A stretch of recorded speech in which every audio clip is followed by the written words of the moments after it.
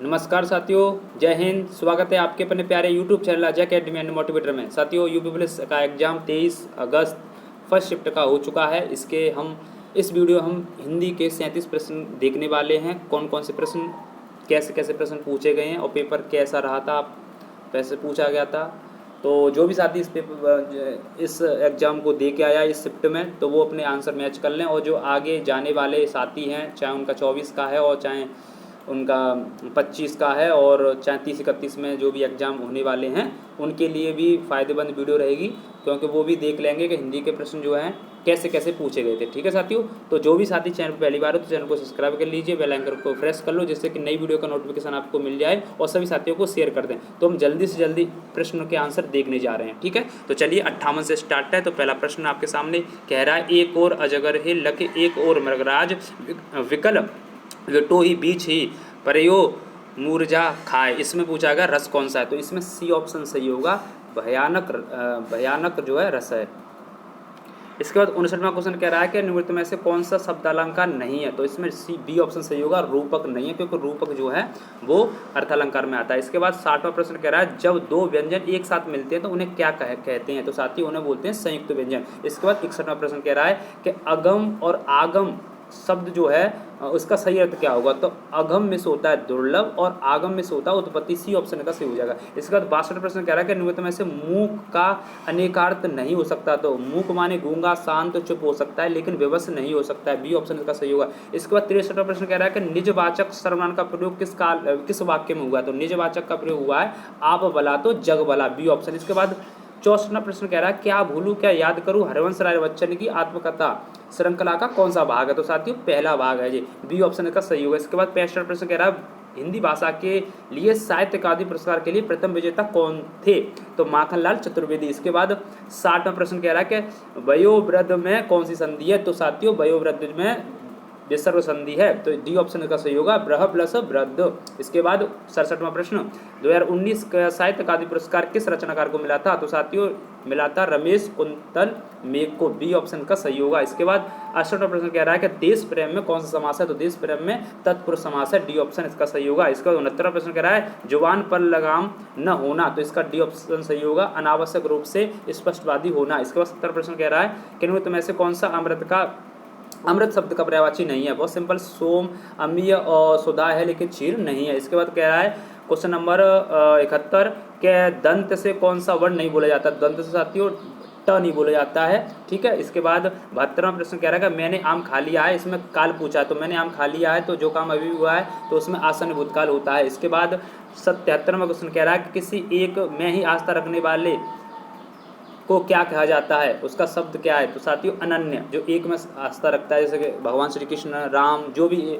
एक में आस्था रखने वाला उसी को अनन्य बोला जाता है। इसके बाद 74वां प्रश्न कह रहा है कि धमाका, लड़ाकू और उड़ाक और छिलका में कौन सा प्रत्यय है, तो साथियों धमाका में आका है, लड़ाकू में आकू है और उड़ाक में आक है और छिलका में आ है, तो ये ऑप्शन इसका सही होगा। इसके बाद 75वां क्वेश्चन कह रहा है कि निम्नलिखित में शुद्ध शब्द का चयन करो, शुद्ध शब्द कौन सा है, तो साथियों इसमें शुद्ध शब्द होना चाहिए डी। ठीक है, इसके बाद आगे बढ़ जाइए।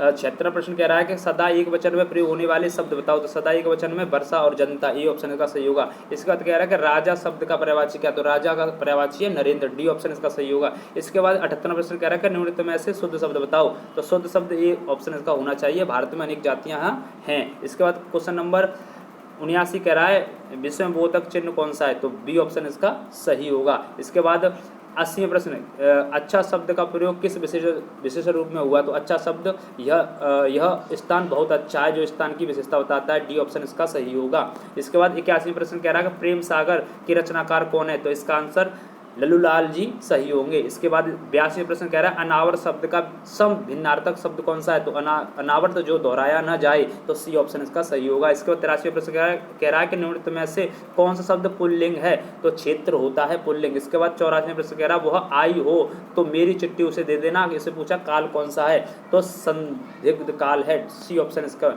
इसके बाद 85वां प्रश्न कह रहा है कि असोच और अशोच में जो युग्म दिया गया इसमें सही विकल्प क्या होगा, तो अशोच मतलब बिना सोच के, और दूसरा ये अशुद्धि है, तो यानी सी ऑप्शन इसका सही होगा। इसके बाद 86 प्रश्न कह रहा है आग लगने पर कुआं खोदना लोकांकित का अर्थ होगा, तो इसका आंसर डी होना चाहिए, ठीक है, डी। इसके बाद 87 प्रश्न कह रहा है कि जिसे सरलता से पढ़ा जा सके उसे बोलते हैं सुपाठ है। इसके बाद 88 प्रश्न कह रहा है निम्न में से कौन शब्द उपसर्ग नहीं है, तो इसका आंसर बी उड़ना जो है उसमें उपसर्ग नहीं है। इसके बाद 89वां प्रश्न कह रहा है समास का शाब्दिक अर्थ क्या होता है, समास का मतलब संक्षेप में अपनी बात को कहना, सी ऑप्शन इसका सही है। साथियों अब 90 से 94 तक गद्यांश दिया गया है, मैं आपको एक बार दिखा दे रहा हूँ, आप इनको रीडिंग कर लेना अच्छे से, है ना, और इसके आंसर हम देख ले रहे हैं क्या क्या इनके आंसर हो सकते हैं। चलिए इनके आंसर क्या क्या हो सकते हैं।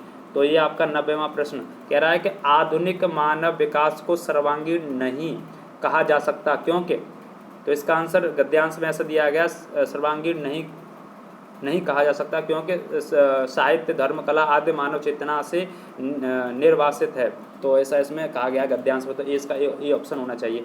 और 91वां प्रश्न कह रहा है कि अणु विस्फोट को मानवतावादी की मर्यादा देना तभी संभव है जो व्यक्ति की क्षुद्रता को राष्ट्र की क्षुद्रता न बनने दिया जाए, तो सी ऑप्शन इसका हो सकता है। इसके बाद 92वां प्रश्न कह रहा है आज का मानव अपने व्यक्तित्व और अस्तित्व के प्रति इसीलिए संकाल हुआ क्योंकि इसका आंसर गद्यांश में सी ऑप्शन हो सकता है, ठीक है, सी देख लेना, इसका आंसर सी हो सकता है।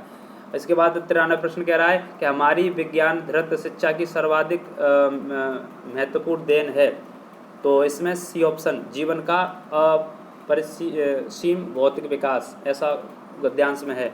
94वां प्रश्न कह रहा है जो कि अंतिम प्रश्न है हिंदी का, मानव जीवन को भस्मासुर बनने से कैसे रोका जा सकता है, तो इसका आंसर डी होना चाहिए, नैतिक और आत्मिक मूल्यों को विकसित करके। तो साथियों हमने जल्दी से 37 प्रश्न के आंसर देख लिए, इसमें कुछ गलत भी हो सकते हैं, उसके लिए मैं माफ़ी चाहूँगा। आप अपना कमेंट करके बताएं कि आपको क्या क्या आंसर हो सकते हैं, और बाकी सभी को शेयर कर दें। वीडियो अच्छा लगा हो तो कमेंट करके जरूर बताएं, ठीक है, अपने अपने स्कोर भी बताएं, ठीक है साथियों। जय हिंद, जय भारत, वंदे मातरम, जय सीताराम।